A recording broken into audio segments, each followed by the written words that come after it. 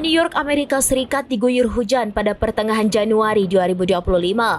Ini mengakhiri rekor 700 hari tanpa hujan salju di kota terpadat di Amerika Serikat ini. Warga asal Aceh yang berdomisili di New York, Ibrahim Berdan, mengirimkan cuplikan video yang merekam timbunan salju di kawasan Far Rockaway, New York.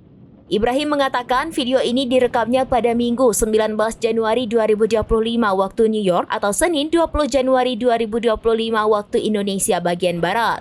Dalam video itu terlihat sebuah mobil sedang bekerja membersihkan jalan di kawasan Far Rockaway dari timbunan salju tebal. Salju juga menutupi sejumlah mobil yang diparkir di jalanan serta teras dan halaman rumah warga.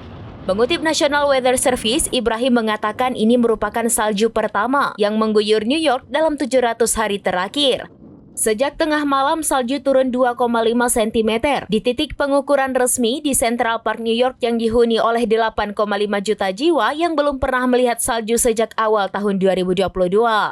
Frekuensi, intensitas, dan kemunculan turunnya salju di Amerika Serikat, seperti halnya di belahan dunia lain, telah dipengaruhi oleh perubahan iklim.